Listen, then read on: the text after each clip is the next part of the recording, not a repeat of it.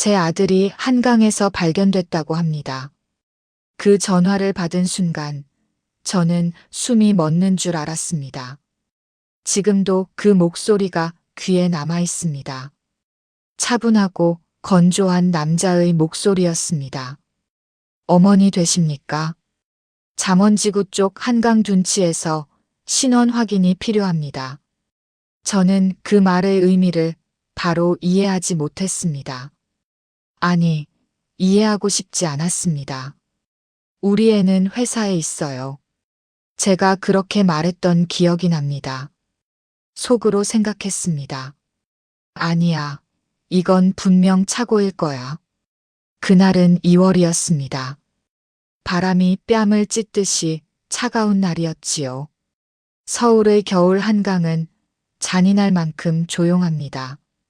사람도 없고 소리도 없습니다. 그런데 그날은 달랐습니다. 경찰 테이프가 둘러쳐져 있었고 파란 구급대 불빛이 한강 물 위에 번져 있었습니다. 물결이 그 불빛을 흔들 때마다 제 심장도 함께 흔들렸습니다. 저는 아직도 믿지 않았습니다. 제 아들은 31살이었습니다. 강남의 광고회사에서 일하는 기획자였습니다. 야근이 많았지만 책임감이 강한 아이였습니다. 어제 밤에도 통화했습니다. 엄마, 나 오늘 늦어. 그게 마지막이었습니다. 그 짧은 한 문장이 제 인생을 이렇게 만들 줄은 몰랐습니다. 속으로 되뇌었습니다. 늦는다고 했지, 떠난다고는 안 했잖아. 경찰은 제게 휴대폰을 보여주었습니다. 통화 기록 맨 위에 제 이름이 있었습니다. 엄마. 통화 시간 23초. 저는 그 23초를 머릿속에서 100번은 되감았습니다. 그날 제 목소리는 어땠을까요? 귀찮은 듯, 바쁜 듯 말하지는 않았을까요? 그래, 늦으면 늦는다고 문자라도 해. 제가 그렇게 말했던 것 같습니다. 그게 마지막이었습니다. 경찰은 담담하게 말했습니다. CCTV 확인 결과 어젯밤 11시 40분경 반포대교 쪽으로 혼자 이동했습니다. 그 화면을 저에게 보여주었습니다. 어두운 화면 속에 검은 코트를 입은 제 아들이 천천히 걸어가고 있었습니다. 고개를 숙인 채 휴대폰도 보지 않고 그냥 걷고 있었습니다. 속으로 생각했습니다. 저기서라도 누가 붙잡아줬다면. 경찰의 말은 계속되었습니다. 타살 정황은 없습니다. 그 한 문장은 제 심장을 갈랐습니다. 타살이 아니라는 건 그 선택이 우리 아이의 선택이었다는 뜻이니까요. 저는 그 자리에 서서 한강을 바라봤습니다. 검은 물이 천천히 흐르고 있었습니다. 그날따라 물소리가 유난히 크게 들렸습니다. 그리고 경찰이 종이 한 장을 꺼냈습니다. 현장에서 발견된 메모입니다. 저는 그 종이를 받지 못했습니다. 손이 떨려서요. 경찰이 대신 읽어주었습니다. 엄마, 미안해. 그게 전부였습니다. 한 줄. 딱 한 줄. 저는 그 자리에서 무릎이 풀렸습니다. 눈물이 나지도 않았습니다. 그저 귀가 멍해졌습니다. 속으로 소리쳤습니다. 미안하다고 하지 마. 왜 미안해? 왜? 그 아이는 어릴 때부터 미안하다는 말을 자주 했습니다. 시험을 조금 못 봐도 회사에서 늦게 퇴근해도 저를 걱정시킬까봐 항상 먼저 미안하다고 말하던 아이였습니다. 그 아이가 마지막까지 저에게 미안하다고 남겼습니다. 그날 밤 저는 시신을 확인하러 가야 했습니다. 병원 영안실 복도는 너무 밝았습니다. 형광등 불빛이 차갑게 번지고 있었습니다. 간호사가 저를 안내했습니다. 확인하셔야 합니다. 저는 문 앞에 섰습니다. 문 하나만 열면 제 아들이 있습니다. 그런데 발이 움직이지 않았습니다. 속으로 생각했습니다. 저 문을 열면 정말 끝이다. 남편이 제 어깨를 잡았습니다. 들어가자. 저는 고개를 저었습니다. 아니야. 저는 그 문을 열지 않았습니다. 그 얼굴을, 마지막 얼굴을 저는 보지 않겠다고 말했습니다. 우리 애 아니에요. 제가 그렇게 말했습니다. 의사도, 경찰도 당황했습니다. 하지만 저는 끝까지 들어가지 않았습니다. 그 얼굴을 보면 정말로 인정해야 하니까요. 한강 물소리가 아직도 귀에 남아 있습니다. 파란 불빛이 흔들리던 장면이 아직도 눈에 남아 있습니다. 그리고 그 한 줄. 엄마 미안해. 저는 그날 밤 집으로 돌아왔습니다. 엘리베이터가 15층까지 올라가는 동안 단 한 번도 눈을 감지 못했습니다. 속으로 되물었습니다. 내가 뭘 몰랐지? 내가 뭘 놓쳤지? 현관문을 열자 아들 방 문이 닫혀 있었습니다. 평소처럼. 저는 그 문 앞에 서서 한참을 있었습니다. 손잡이를 잡았다가 놓았습니다. 그 아이가 방 안에서 엄마 하고 나올 것만 같았습니다. 하지만 아무 소리도 들리지 않았습니다. 저는 결국 그날 아들의 마지막 얼굴을 보지 않았습니다. 그 선택이 옳았는지 지금도 모르겠습니다. 속으로 생각했습니다. 나는 비겁한 엄마일까? 그날 이후 저는 한강을 꿈에서 매일 보게 됩니다. 하지만 저는 아직 그 아이를 보내지 못했습니다. 그리고 그 사실이 제 인생을 더 깊은 어둠으로 끌고 들어갈 줄은 그때는 몰랐습니다. 저는 아들이 죽었다는 사실을 끝까지 인정하지 않기로 했습니다. 사람들은 말합니다. 시간이 지나면 괜찮아진다고요. 그런데 저는 시간이 지날수록 더 무너졌습니다. 노원구 중계동 15층 아파트. 그 집이 제 감옥이 되었습니다. 엘리베이터가 15층에 멈추는 띵 소리만 들려도 저는 심장이 쿵 내려앉았습니다. 속으로 생각했습니다. 혹시 우리 애일까? 문이 열리고 복도에서 발소리가 들리면 저는 숨을 멈췄습니다. 그리고 늘 그 발소리는 다른 집 앞에서 멈췄습니다. 그럴 때마다 저는 실망과 안도 사이에서 숨이 찢어지는 기분이었습니다. 집 안 커튼은 늘 닫혀 있었습니다. 햇빛이 들어오면 현실이 또렷해질까봐 무서웠습니다.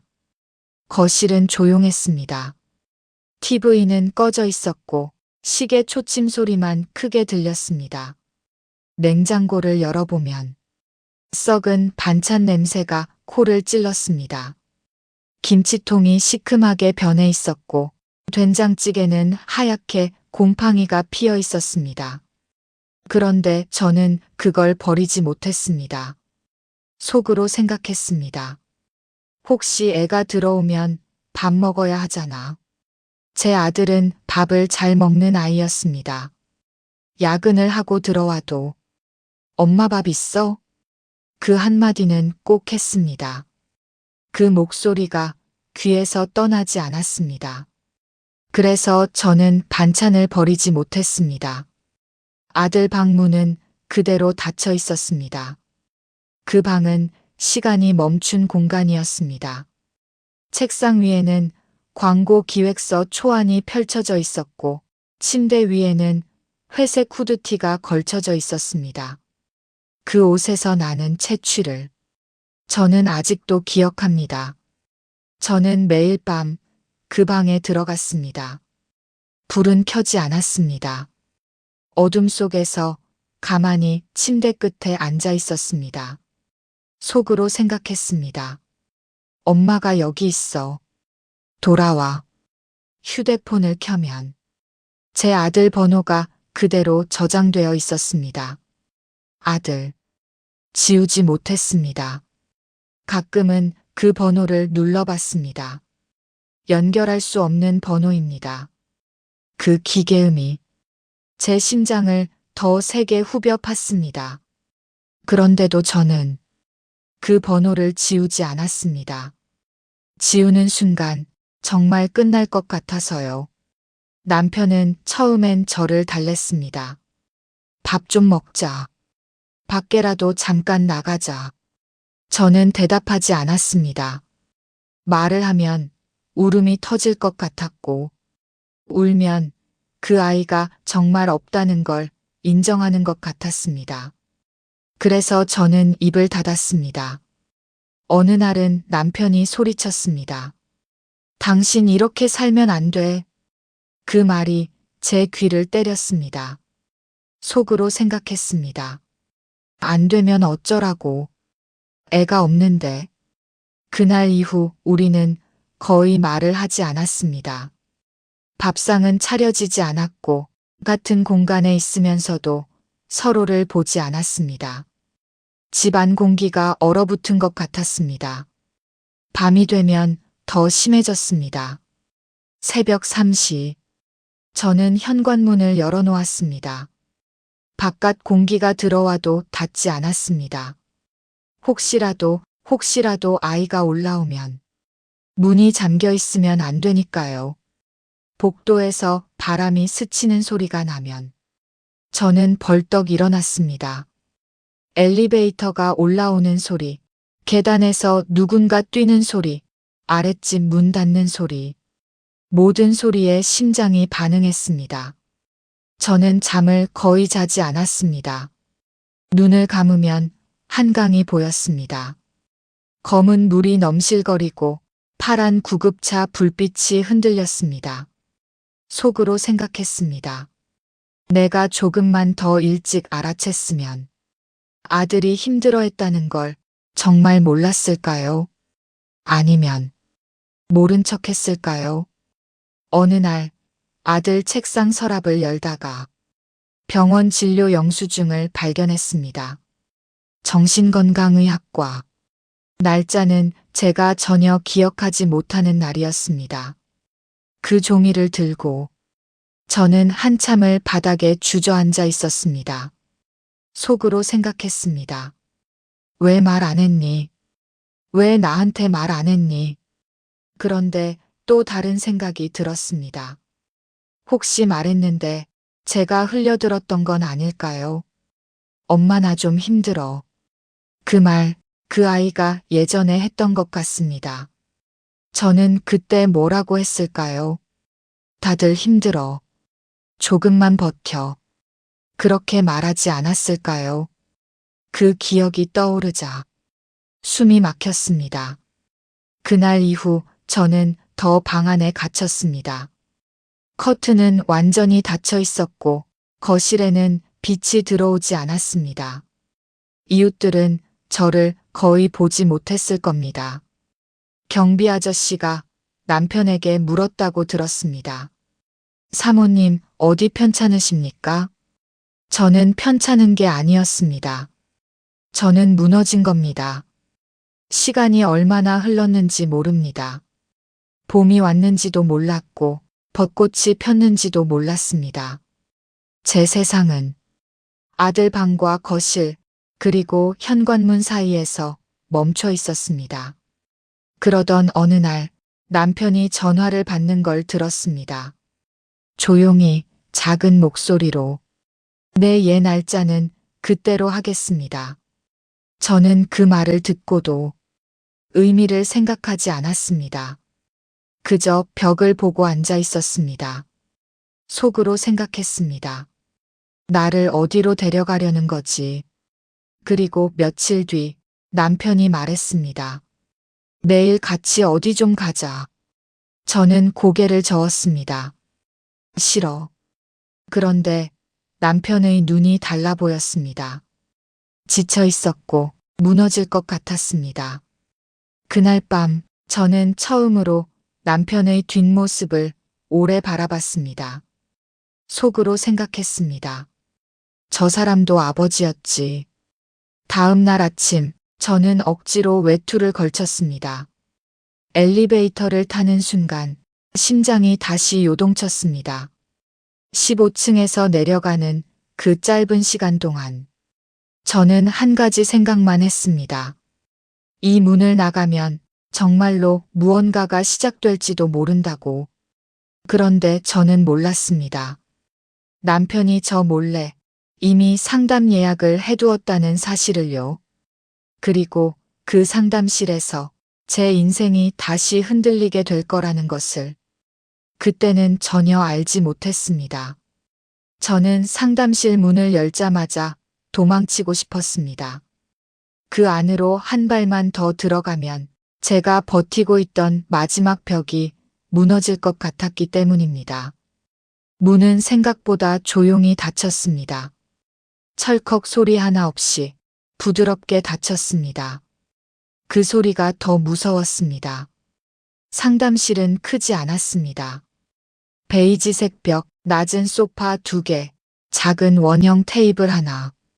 창문에는 흰 블라인드가 내려와 있었고 햇빛이 가늘게 들어와 바닥에 줄무늬를 만들고 있었습니다. 공기가 너무 깨끗했습니다. 아무 냄새도 없었습니다. 그게 싫었습니다. 제 집은 냉장고 냄새와 아들 방 채취가 섞여 있었는데 여기는 아무것도 없었습니다. 저는 소파 끝에 걸터 앉았습니다. 등을 기대지 않았습니다. 혹시라도 편해질까봐. 남편은 제 옆에 앉았습니다. 그 사람 숨소리가 들렸습니다. 그리고 시계.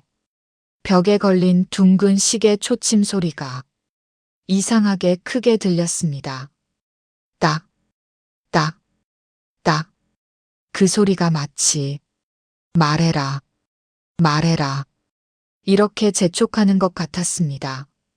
저는 입을 열지 않았습니다. 상담자는 제 앞에 앉아 있었습니다.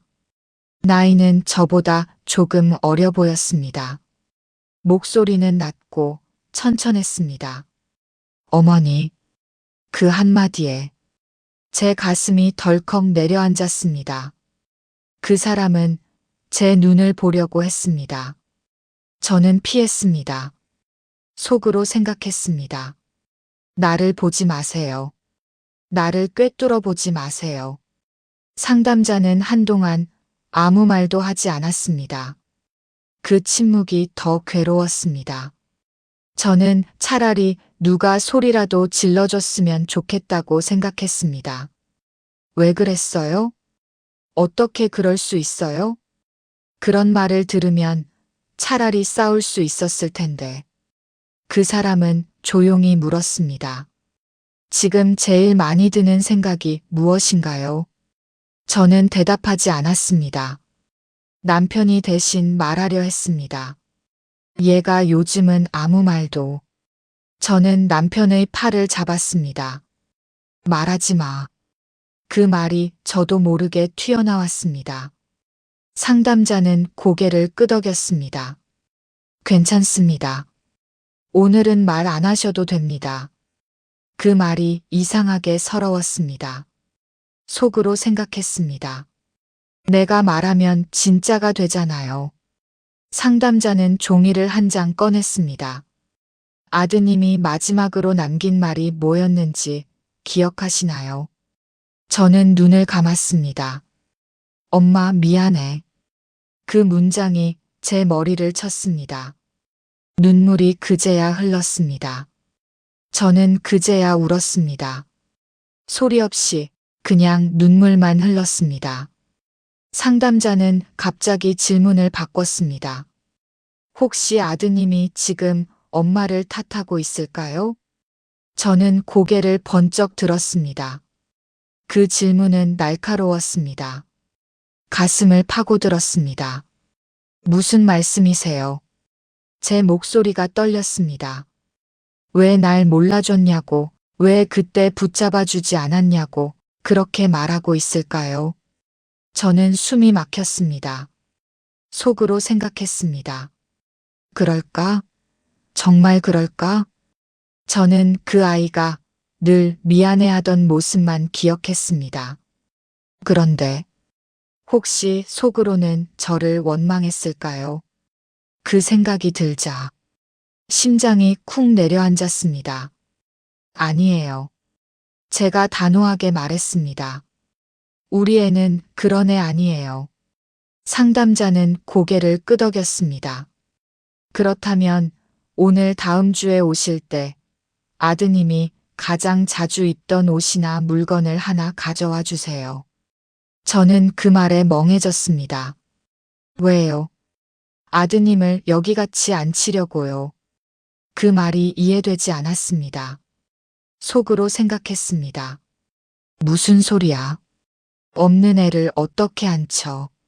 일주일 뒤 저는 회색 후드티를 들고 다시 그 방에 들어갔습니다. 그 옷은 세탁하지 않았습니다. 아들 방에서 꺼내왔습니다.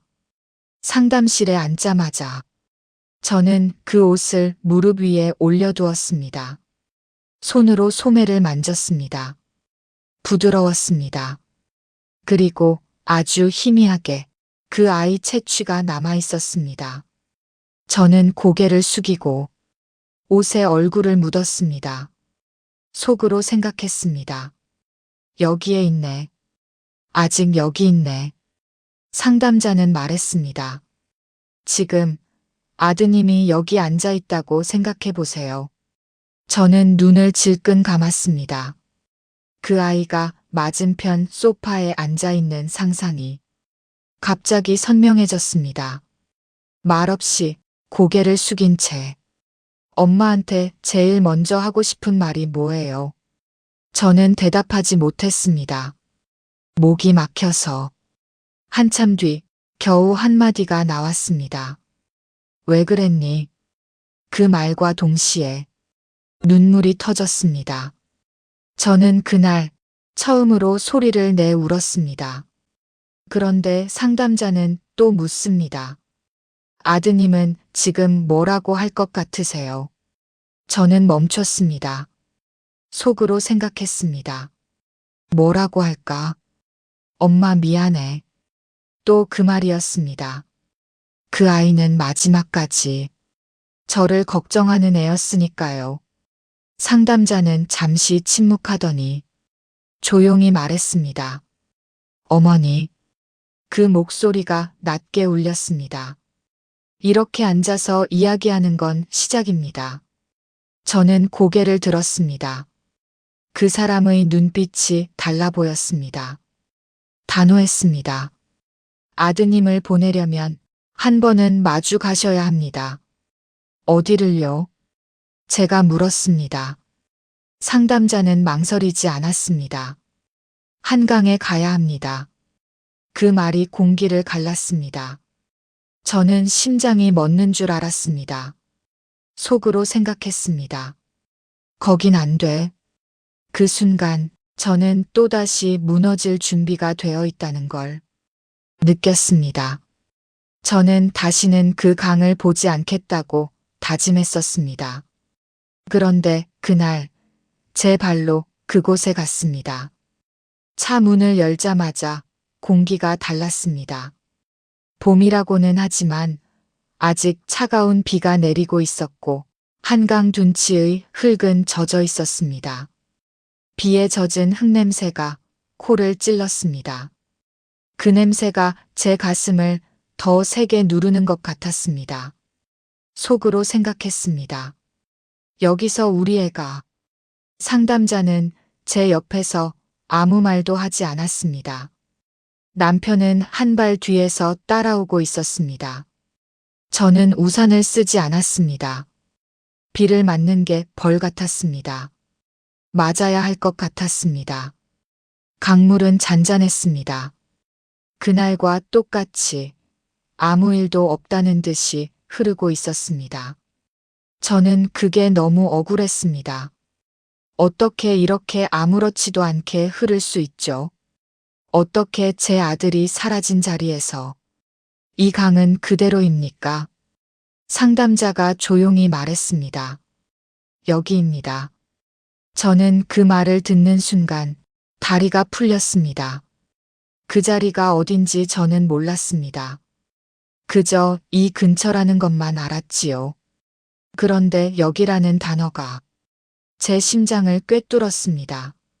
저는 한 걸음도 더 움직일 수 없었습니다. 손에는 김밥 봉지가 들려 있었습니다. 아들이 제일 좋아하던 치즈김밥.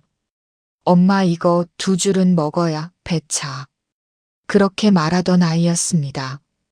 그 봉지가 제 손에서 떨렸습니다. 비닐이 바스락거리는 소리가 이상하게 크게 들렸습니다. 속으로 생각했습니다. 이걸 왜 가져왔지? 왜 여기까지 왔지? 상담자는 말했습니다. 어머니, 앉으셔도 됩니다. 저는 둔치에 그대로 주저앉았습니다. 젖은 흙이 바지에 스며들었습니다. 차가웠습니다. 그 차가움이 제 정신을 더 또렷하게 만들었습니다. 갑자기 숨이 가빠졌습니다. 가슴이 조여왔습니다. 공기가 안 들어왔습니다. 제 입에서 이상한 소리가 나왔습니다. 손끝이 저렸습니다. 시야가 좁아졌습니다. 속으로 생각했습니다. 나도 여기서 끝날까? 상담자가 제 어깨를 붙잡았습니다. 천천히 숨 쉬세요. 저를 보세요. 저는 보지 못했습니다. 강물이 흔들리는 게 보였고 그 위에 파란 구급차 불빛이 겹쳐 보였습니다. 그날 밤이 다시 떠올랐습니다. 경찰 테이프, 검은 물, 엄마 미안해. 그 문장이 다시 귀를 때렸습니다. 저는 그대로 앞으로 쓰러졌습니다. 남편이 저를 붙잡았습니다. 119 불러야 하는 거 아니야? 그 사람 목소리가 멀리서 들리는 것 같았습니다. 상담자가 말했습니다. 괜찮습니다. 과호흡입니다. 조금만 기다리세요. 저는 땅바닥에 엎드린 채 흙냄새를 그대로 맡았습니다. 비에 젖은 흙, 풀냄새, 강물 냄새. 그 모든 냄새가 섞여 제 폐로 들어왔습니다. 그 냄새가 그날 밤 공기와 겹쳐졌습니다. 속으로 생각했습니다. 왜 하필 여기였니? 한참이 지나서야 숨이 조금씩 돌아왔습니다. 저는 일어나 앉았습니다. 눈물이 비와 섞여 흘렀습니다. 상담자가 조용히 말했습니다. 지금 아드님이 여기 있다고 생각해 보세요. 저는 고개를 저었습니다. 없어요. 그래도 한번 불러보세요. 저는 강을 보지 못했습니다. 그저 땅만 바라봤습니다. 김밥 봉지를 열었습니다. 치즈가 살짝 삐져나와 있었습니다. 그걸 보니 그 아이가 웃던 얼굴이 떠올랐습니다. 엄마 이건 끝부분이 더 맛있어. 그 말이 떠오르자 무언가가 제 안에서 끊어졌습니다. 저는 처음으로 강을 향해 고개를 들었습니다. 물은 여전히 흐르고 있었습니다. 그 순간 제 입에서 소리가 터져 나왔습니다. 왜? 목이 갈라졌습니다. 왜 나를 두고 갔어? 그 소리는 제가 생각했던 것보다 훨씬 컸습니다. 강가에 울려 퍼졌습니다. 비가 더 세게 내리는 것 같았습니다. 왜 엄마한테 말 안 했어? 제 목이 찢어지는 것 같았습니다. 속으로 생각했습니다. 나를 벌 주세요. 나를 데려가요. 대신 남편이 뒤에서 울고 있었습니다. 저는 그 소리를 처음 들었습니다. 그 사람도 아버지였습니다. 저는 다시 소리쳤습니다. 왜 나를 두고 갔어? 그 말이 처음이었습니다. 그 전까지 저는 미안해만 되풀이했지. 왜라고 묻지 못했습니다. 그 질문을 하는 순간 제 안에 쌓여 있던 무언가가 처음으로 밖으로 터져 나왔습니다. 강은 아무 대답도 하지 않았습니다. 하지만 저는 알았습니다. 이게 시작이라는 걸. 이 질문을 하지 않으면 저는 영원히 그 방에서 나오지 못했을 겁니다. 비가 조금씩 잦아들었습니다. 상담자는 제 옆에 앉아 있었습니다. 아무 말도 하지 않았습니다. 저는 김밥 한 조각을 떼어 강가에 내려놓았습니다. 먹어. 그 한마디가 제 입에서 나왔습니다. 그 순간 저는 비로소 그 아이가 정말로 이 세상에 없다는 걸 조금은 느꼈습니다. 하지만 그건 끝이 아니었습니다. 그날 집으로 돌아가는 길에 저는 또 다른 생각을 하게 됩니다. 속으로 생각했습니다. 나도 여기서 끝낼까? 저는 그날 아들에게 처음으로 진심을 썼습니다. 살아있을 때는 한 번도 못했던 말을요. 집 식탁에 앉아 편지지를 꺼냈을 때 손이 떨렸습니다. 펜을 잡고도 한참을 쓰지 못했습니다. 사랑하는 아들아. 그 한 줄을 쓰는 데만 10분이 걸렸습니다. 속으로 생각했습니다. 이게 무슨 소용일까? 이미 늦었는데. 하지만 상담자는 말했습니다. 말로 못한 건 글로라도 하셔야 합니다. 그래서 저는 썼습니다. 사랑하는 아들아. 엄마가 내 마음을 몰라줘서 미안하다. 내가 힘들다고 말했을 때 엄마는 그저 버티라고만 했다. 다들 힘들다고, 시간 지나면 괜찮아진다고. 그 말이 너를 더 외롭게 만들었겠지. 글자가 번졌습니다. 눈물이 떨어졌기 때문입니다. 저는 그날 밤 처음으로 그 장면을 또렷하게 떠올렸습니다. 아들이 어느 날 저녁 부엌 문틀에 기대 서 있었습니다. 엄마, 나 좀 힘들어. 그 목소리는 작았습니다. 저는 그때 김치를 썰고 있었습니다. 회사 힘들지? 다 그래. 조금만 버텨. 제가 그렇게 말했습니다. 아들은 고개를 끄덕였습니다. 그리고 자기 방으로 들어갔습니다. 그게 끝이었습니다. 저는 그때 따라가지 않았습니다. 문을 두드리지 않았습니다. 괜찮아? 그 한마디를 하지 않았습니다. 속으로 생각했습니다. 그때 내가 한마디만 달랐어도 그 아이는 병원에 혼자 갔습니다. 정신건강의학과 진료 영수증. 저는 나중에야 발견했습니다. 한 번, 단 한 번. 그 아이는 상담을 받으려 했던 겁니다. 그런데 그 다음 진료 기록은 없었습니다. 왜였을까요? 비용 때문이었을까요? 아니면 엄마에게 들킬까 봐였을까요? 저는 그 사실을 알고 숨이 멎는 줄 알았습니다. 그 아이는 마지막까지 저를 걱정했을 겁니다. 엄마가 속상해 할까 봐. 그래서 혼자 버티다가 혼자 무너졌겠지요. 편지를 다 쓰고 나니 밤이 깊어 있었습니다. 저는 그 편지를 접지 않았습니다. 그대로 들고 다음 주 다시 한강으로 갔습니다. 봄비는 그쳤지만 공기는 여전히 축축했습니다. 강물은 변함없이 흐르고 있었습니다. 저는 둔치에 앉아 편지를 천천히 읽었습니다. 제 목소리가 떨렸습니다. 엄마가 미안해.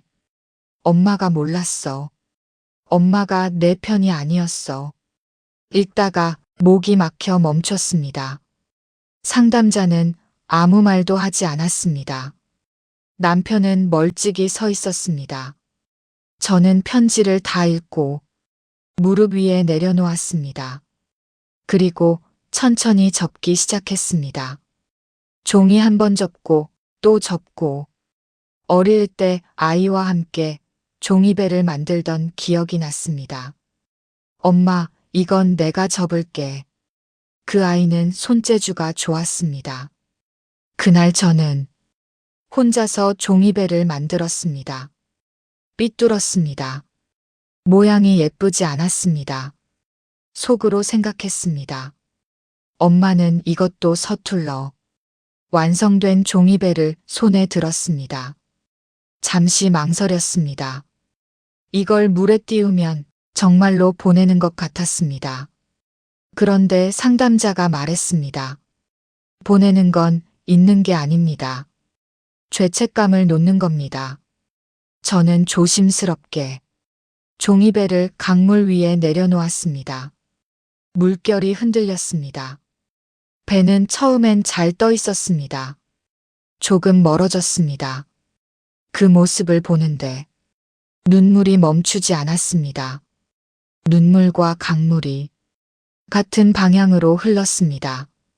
그런데 시간이 조금 지나자 종이배가 물을 먹기 시작했습니다. 끝이 젖었습니다. 천천히 기울었습니다. 그리고 가라앉았습니다. 저는 그 장면을 끝까지 보았습니다. 속으로 생각했습니다. 우리 애도 그렇게 갔겠지. 그 순간 가슴이 미어졌습니다. 하지만 동시에 이상하게도 조금 가벼워졌습니다. 저는 그 아이에게 처음으로 말했습니다. 이제 내가 미안해하지 않아도 돼. 그 말이 제 입에서 나왔을 때 저는 알았습니다. 저는 아직 살아있다는 걸. 그리고 그 사실이 저를 더 괴롭히기도 했습니다.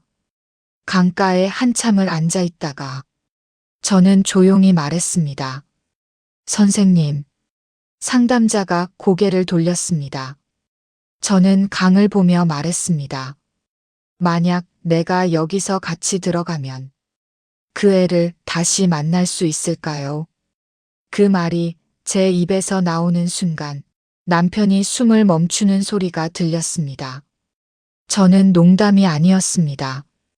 그날 처음으로 저는 진심으로 그 생각을 했습니다. 속으로 생각했습니다. 내가 가면 미안하다고 말할 수 있을까? 강물은 여전히 흐르고 있었습니다. 상담자의 얼굴이 굳었습니다. 그리고 그 순간 제 인생의 또 다른 갈림길이 시작되고 있었습니다. 저는 9억 원짜리 아파트 계약서에 도장을 찍던 그날 이미 제 결혼 생활에 금이 가고 있었다는 걸 몰랐습니다. 사람들은 말합니다. 집 하나 장만하면 인생이 안정된다고요. 그런데 저는 그날 이후로 단 한 번도 편하게 잠든 적이 없습니다. 세종시 신도시 모델하우스는 축제 분위기였습니다. 현관에 들어서자마자 꽃 장식과 조명이 번쩍였고 분양 상담사들은 마지막 기회라며 목소리를 높였습니다. 지금 계약하시면 중도금 무이자입니다. 이동은 거의 마감입니다. 지금 안 잡으면 다음은 없습니다. 속으로 생각했습니다. 지금 안 잡으면 뒤처지는 걸까? 남편은 들뜬 표정이었습니다. 봐봐, 여기 구조 좋지? 학군도 괜찮고 앞으로 더 오를 거야. 저는 모델하우스 창문 너머를 보았습니다. 아직 아무것도 없는 공터였습니다. 그런데 사람들은 마치 이미 완성된 미래를 사는 표정이었습니다. 상담사는 계약서를 펼쳤습니다. 일단 사인만 해두시죠. 계약금은 오늘 2천만 원만 넣으시면 됩니다. 저는 순간 멈칫했습니다. 2천만 원이요? 남편은 제 손을 살짝 눌렀습니다. 괜찮아. 방법 있어. 속으로 생각했습니다. 무슨 방법? 그는 바로 전화를 걸었습니다. 아버님, 잠깐만요. 계약금이 급해서요. 2천만 원만 잠깐. 전화기 너머 장인어른의 목소리는 들리지 않았지만 남편의 표정은 점점 밝아졌습니다. 네네. 감사합니다. 전화를 끊고 저를 보며 말했습니다. 됐어. 오늘 입금해 주신대. 그 순간 저는 기뻐해야 하는지 무서워해야 하는지 몰랐습니다. 계약서에 제 이름과 남편 이름이 나란히 적혀 있었습니다. 저는 도장을 찍는 손이 떨렸습니다. 딱. 그 도장 소리가 마치 망치처럼 제 가슴을 쳤습니다. 그날 밤 저는 잠을 설쳤습니다. 9억 원. 그 숫자가 머릿속에서 떠나지 않았습니다. 문제는 집이 아니라 그날 이후였습니다. 남편은 새벽 귀가가 잦았습니다. 회식이야. 거래처야. 형이 부른 거야. 그 말이 점점 익숙해졌습니다. 어느 날 새벽 4시 남편의 휴대폰이 울렸습니다. 그는 샤워 중이었습니다. 화면에 뜬 이름은 저장되지 않은 번호였습니다. 카카오톡 알림이 떠 있었습니다. 사진 한 장. 저는 망설이다가 눌렀습니다. 술집 테이블 위, 노래방 마이크, 그리고 여자 2명. 남편이 가운데에 앉아 웃고 있었습니다. 그 순간 심장이 쿵 내려앉았습니다. 속으로 생각했습니다. 이게 회식? 남편이 욕실에서 나왔을 때 저는 휴대폰을 들고 서 있었습니다. 이게 뭐야? 그는 잠시 멈칫했습니다. 아, 그거? 그냥 노래방이야. 거래처 애들하고. 여자들은? 알바겠지. 그 말이 저를 더 자극했습니다. 저는 이미 준비되어 있었습니다. 저는 그날 남편의 통화 내용을 녹음해 두었습니다. 자기야, 나 오늘 늦어. 한팅 술집 너무 가고 싶다. 그 녹취를 재생했습니다. 남편의 얼굴이 굳었습니다. 이건 그때는 결혼 전이잖아. 결혼 전이면 다 괜찮아? 그날 이후 제 입에서는 그 말이 습관처럼 튀어나왔습니다. 이혼하자. 사소한 다툼에도, 설거지 문제에도, 돈 이야기에도 이혼하자. 속으로 생각했습니다. 나를 이렇게 불안하게 하는 사람이랑 어떻게 살아? 남편은 처음엔 말렸습니다. 야, 그런 말 쉽게 하지 마. 하지만 반복되자 그는 점점 무감각해졌습니다. 그래, 그럼 이혼해. 그 한마디가 저를 더 무너뜨렸습니다. 저는 사실 진짜 이혼이 무서웠습니다. 이혼이라는 단어를 먼저 꺼내면 제가 주도권을 쥐고 있다고 느꼈습니다. 속으로 생각했습니다. 내가 먼저 말하면 덜 버려지는 것 같아. 집 대출은 시작되었고 통장은 매달 마이너스로 내려갔습니다. 남편은 월 1,000만 원 이상 번다고 말했지만 카드값이 계속 쌓였습니다. 기름값, 술값, 각종 할부. 저는 가계부를 보며 손이 떨렸습니다. 이거 뭐야? 이번 달 카드값이 왜 이렇게 나와? 남편은 대수롭지 않게 말했습니다. 좀 썼지 뭐. 얼마인데? 그는 말을 피했습니다. 저는 카드 명세서를 직접 열어봤습니다. 400만 원. 그 숫자가 화면에 선명했습니다. 술집 이름, 유흥주점, 새벽 시간대 결제네요. 제 머리가 하얘졌습니다. 속으로 생각했습니다. 이 사람은 불안이 없구나. 나는 매일 공포 속에 사는데. 그날 밤 저는 다시 말했습니다. 이혼하자. 이번에는 울면서가 아니라 차갑게. 남편은 처음으로 고개를 숙였습니다. 나도 솔직히 모르겠다. 그 말이 더 무서웠습니다. 9억짜리 집, 400만 원 카드값, 신뢰는 바닥. 그렇게 우리는 상담실 문을 두드렸습니다. 저는 솔직히 말하면 그 자리에서 남편을 망신 주고 싶었습니다. 누가 더 잘못했는지 분명히 가려주길 바랐습니다. 그런데 상담자는 제 생각과 다른 질문을 던졌습니다. 두 분, 지금 가장 무서운 게 뭔가요? 저는 대답했습니다. 빚이요. 남편은 잠시 침묵하더니 말했습니다. 버림받는 거요. 그 순간 저는 그를 처음으로 제대로 쳐다봤습니다. 그날 상담실에서 제 남편은 숫자로 해부되었습니다. 저는 솔직히 말하면 그 자리가 통쾌할 줄 알았습니다. 이 사람이 얼마나 무책임한지, 얼마나 위험하게 사는지 전문가 입으로 확인받고 싶었습니다. 상담자는 두 장의 종이를 테이블 위에 올려놓았습니다. 두 분 성향 검사 결과입니다. 종이가 내려앉는 소리가 유난히 크게 들렸습니다. 시계 초침이 또 딱, 딱 소리를 냈습니다. 남편은 다리를 꼬고 앉아 있었습니다. 여전히 별일 아니라는 표정이었습니다. 저는 손을 꼭 쥐고 있었습니다. 속으로 생각했습니다. 이제 숫자가 말해줄 거야. 상담자는 먼저 남편 쪽을 봤습니다. 불안 점수 3점. 저는 고개를 번쩍 들었습니다. 3점이요? 위험 감수 성향 92점. 상담자는 담담하게 말했습니다. 쉽게 말해 브레이크 없는 스포츠카입니다. 저는 그 말을 듣고 웃음이 나왔습니다. 비웃음이었습니다. 그렇죠.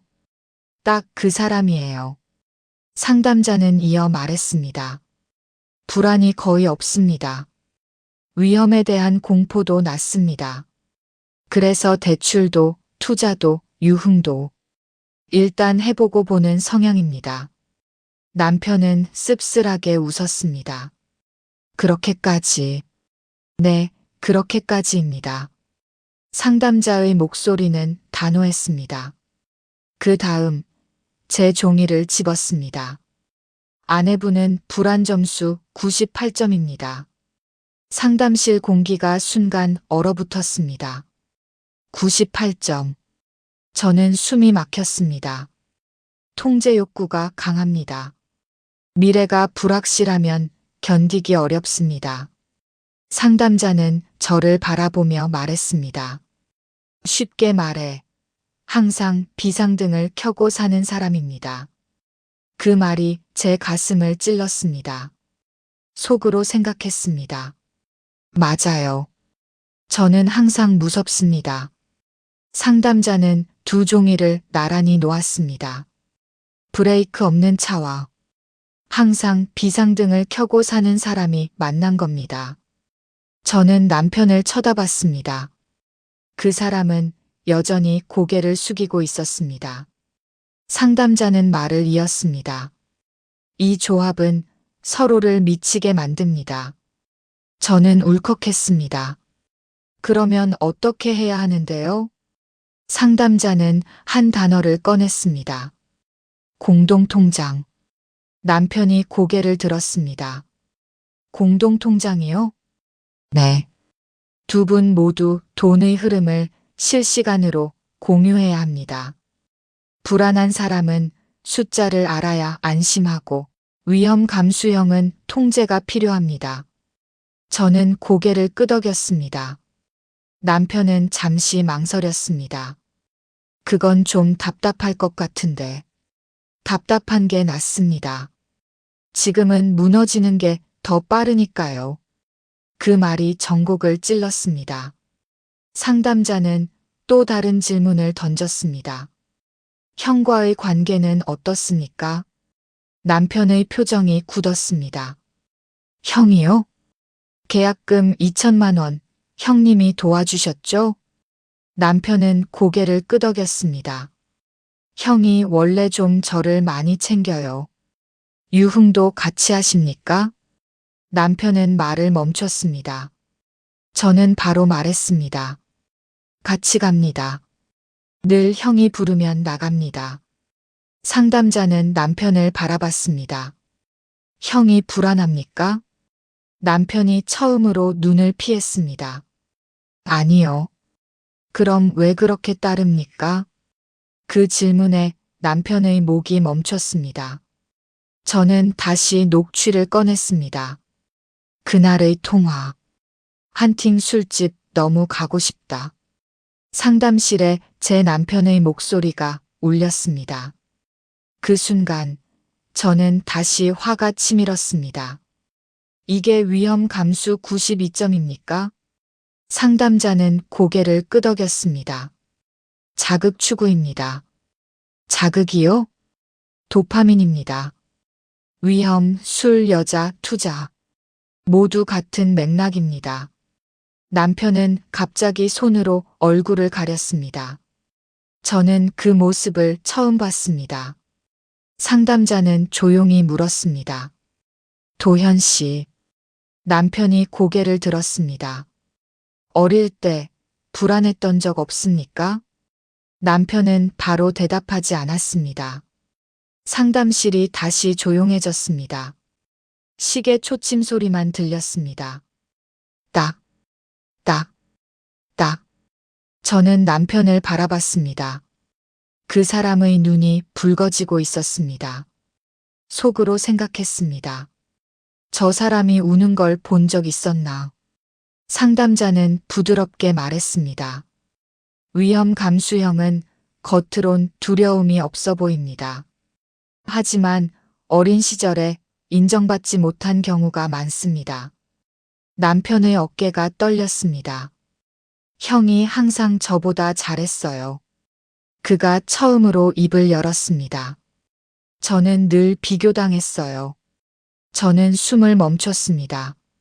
그 사람의 목소리가 달라졌습니다. 집에서는 형이 최고였고 저는 그냥 덜 좋은 애였어요. 상담실 공기가 바뀌었습니다. 남편의 눈에서 눈물이 떨어졌습니다. 그 사람이 우는 걸 저는 처음 봤습니다. 속으로 생각했습니다. 이 사람 이런 얼굴이 있었구나. 그는 말을 잇지 못했습니다. 그리고 그 순간 저는 처음으로 궁금해졌습니다. 이 사람이 이렇게까지 자극을 쫓아다닌 이유가 정말 술 때문이었을까?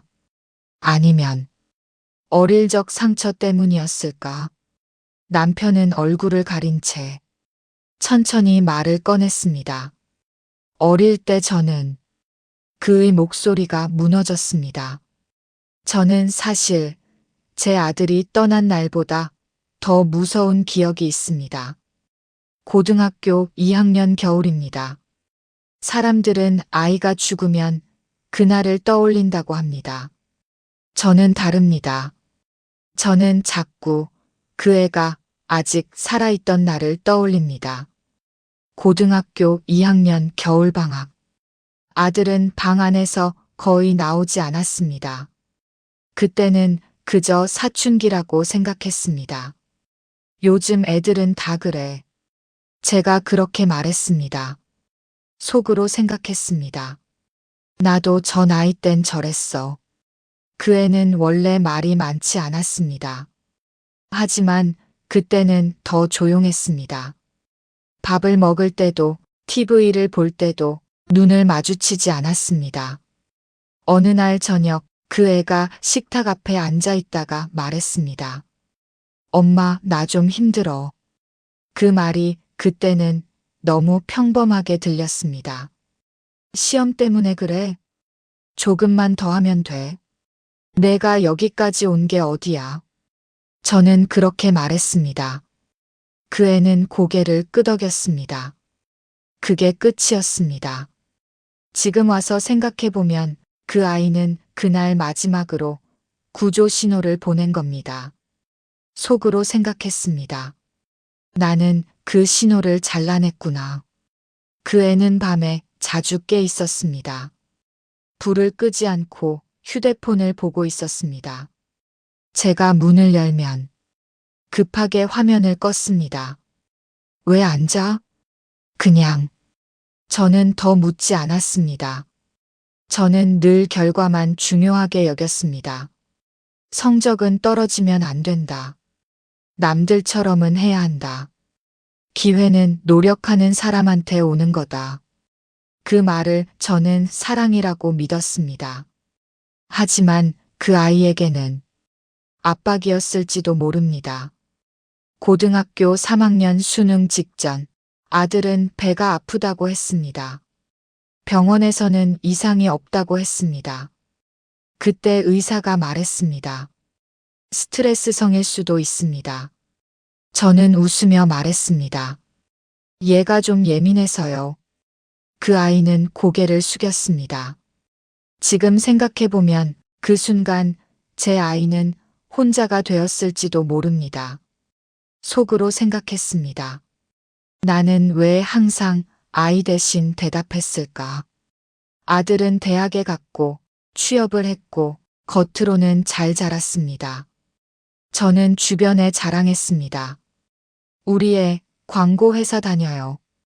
그 말을 할 때마다 어깨가 올라갔습니다. 그런데 그 아이는 언제부터인가 눈을 잘 마주치지 않았습니다.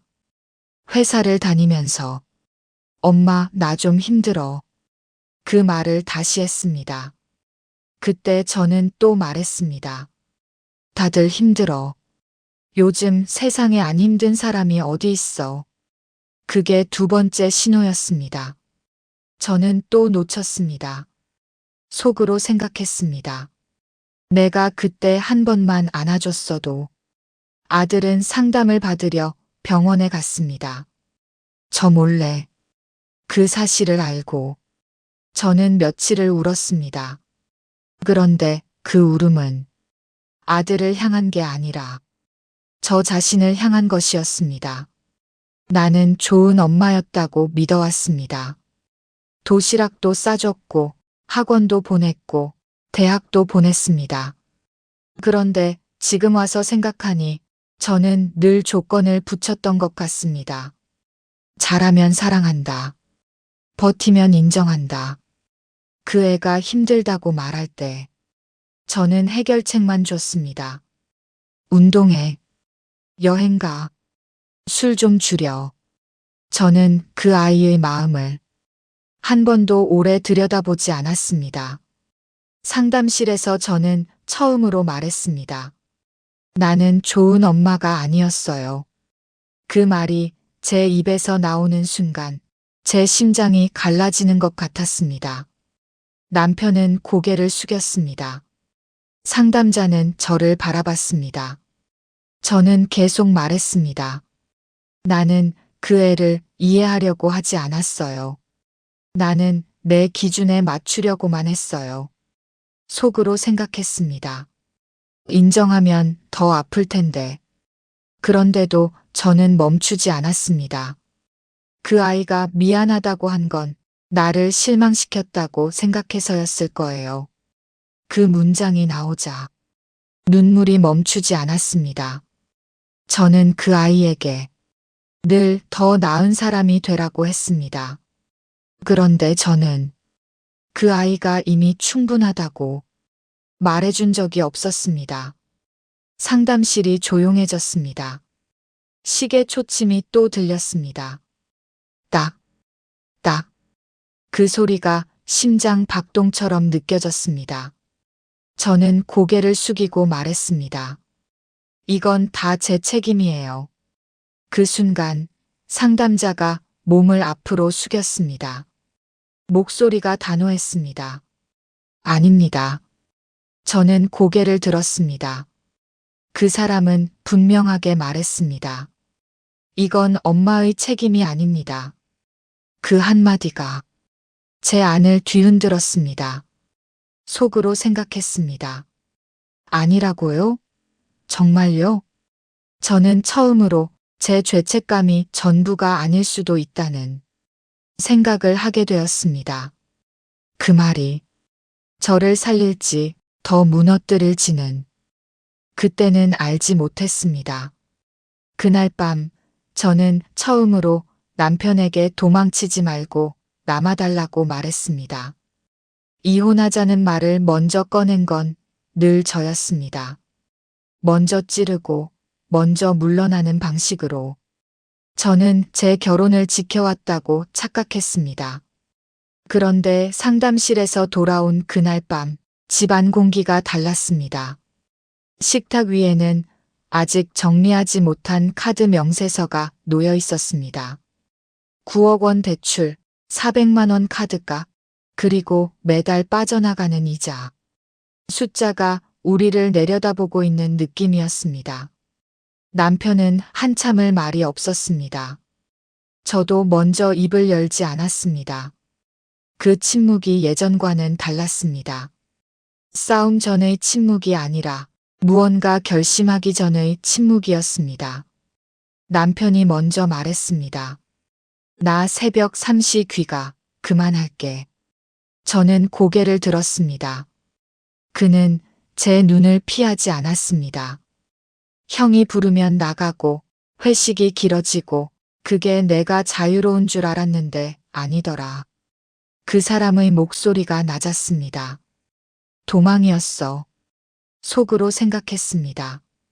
이 사람이 이런 말을 할 줄은 몰랐습니다.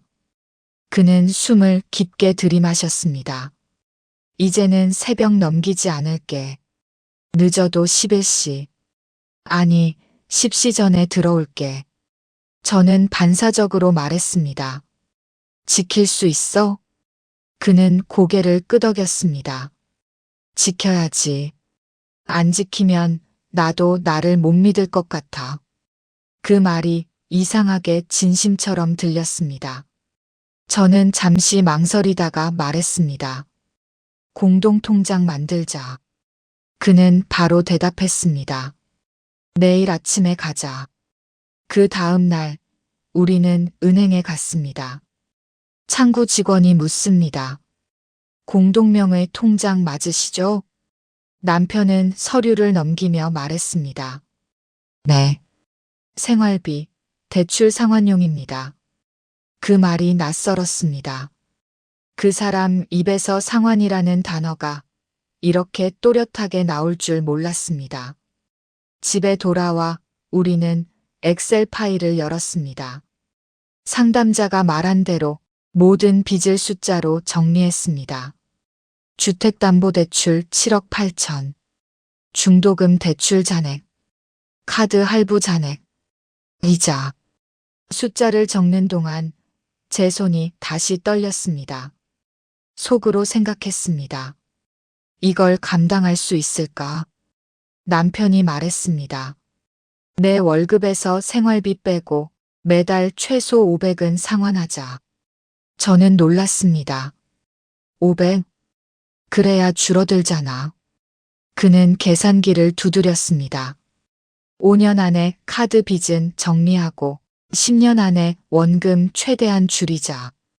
그 말이 구체적이어서 오히려 안심이 되었습니다. 막연한 잘해보자가 아니라 숫자가 있는 계획이었기 때문입니다. 그날 밤 우리는 처음으로 싸우지 않았습니다. 대신 숫자를 보며 이야기했습니다. 이건 줄이자. 이건 꼭 필요해. 대화가 공격이 아니라 협상이 되었습니다. 그게 저에게는 큰 변화였습니다. 남편은 휴대폰을 꺼내더니 형에게 문자를 보냈습니다. 형, 나 당분간 술자리 안 나간다. 집 문제 정리해야 해서. 그 메시지를 저에게 보여주었습니다. 저는 아무 말도 하지 못했습니다. 속으로 생각했습니다. 이 사람이 진짜 바뀌려는 걸까? 그날 밤 남편은 제 옆에 앉아 말했습니다. 그동안 무서웠지? 그 질문에 저는 고개를 끄덕였습니다. 항상 미안하다. 그 한마디에 저는 눈물이 나왔습니다. 그런데 이번 눈물은 분노가 아니었습니다. 조금은 안도였습니다. 저는 처음으로 말했습니다. 고마워. 그 말이 제 입에서 나오는 순간 저도 놀랐습니다. 고맙다고 말할 일이 그동안 없었던 것 같습니다. 남편은 잠시 멈칫하더니 제 손을 잡았습니다. 우리는 그날 결혼하고 처음으로 진짜로 서로를 안았습니다. 형식적인 포옹이 아니라 서로 기대는 포옹이었습니다. 속으로 생각했습니다. 아직 끝난 건 아니지만 시작은 할 수 있겠구나.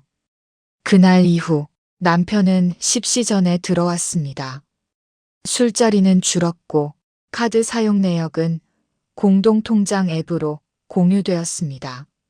숫자가 조금씩 줄어드는 걸 보며 제 불안도 아주 조금씩 줄어들었습니다. 하지만 저는 압니다. 말은 쉽고 실천은 어렵습니다. 저는 매일 확인합니다. 공동통장 잔액, 상환 금액, 귀가 시간. 그 사람이 정말로 변했는지 아니면 잠시뿐인지 속으로 생각했습니다. 6개월 뒤에도 이 약속은 살아있을까? 저는 오늘 혼자 한강에 왔습니다. 이번에는 누가 제 손을 잡아주지 않았습니다. 남편도 상담자도 없이 저 혼자 이 강 앞에 섰습니다. 10년이 지났습니다. 시간이 모든 걸 해결해 주지는 않았습니다. 하지만 시간을 통과하며 저는 조금씩 달라졌습니다. 봄바람이 불고 있었습니다. 예전처럼 비가 오지는 않았습니다. 강물은 여전히 흐르고 있었습니다. 저는 작은 종이봉투를 들고 있었습니다. 안에는 국화 한 송이가 들어 있었습니다. 예전에는 꽃을 들고 오는 게 죄송한 마음이었습니다. 오늘은 다릅니다. 저는 천천히 둔치에 내려앉았습니다.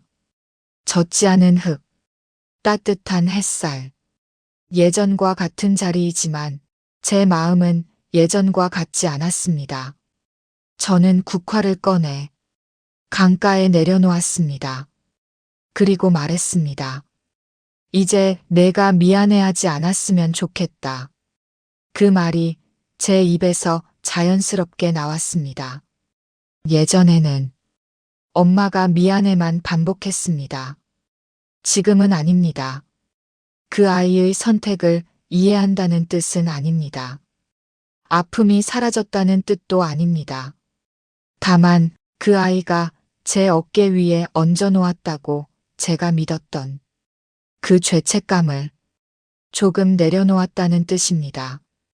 속으로 생각했습니다. 너도 나도 이제 조금은 쉬어도 되겠다. 저는 그 후로 청년 상담 자원봉사를 시작했습니다. 처음에는 무서웠습니다. 상담실 문을 다시 여는 게 그때의 저를 다시 만나는 것 같았기 때문입니다. 하지만 어느 날 25살 남자 청년이 제 앞에 앉아 말했습니다. 저는 그냥 다 포기하고 싶어요. 그 말이 제 아들 목소리처럼 들렸습니다. 그때 저는 말했습니다. 지금 당장 해결하려고 하지 마세요. 그냥 힘들다고 말하는 것부터 하세요. 그 말을 하며 저는 깨달았습니다. 저는 이제 누군가의 말을 끝까지 들어줄 수 있는 사람이 되었다는 걸. 완벽한 엄마는 아니었습니다. 완벽한 사람도 아닙니다. 하지만 저는 이제 누군가의 침묵을 견딜 수 있는 사람이 되었습니다.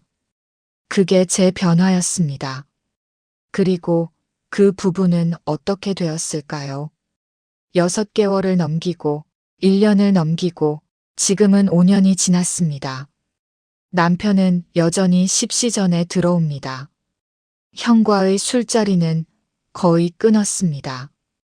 공동통장 잔액은 조금씩 늘어났습니다.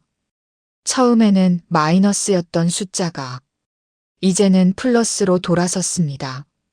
부채 상환표는 절반 이상이 줄었습니다.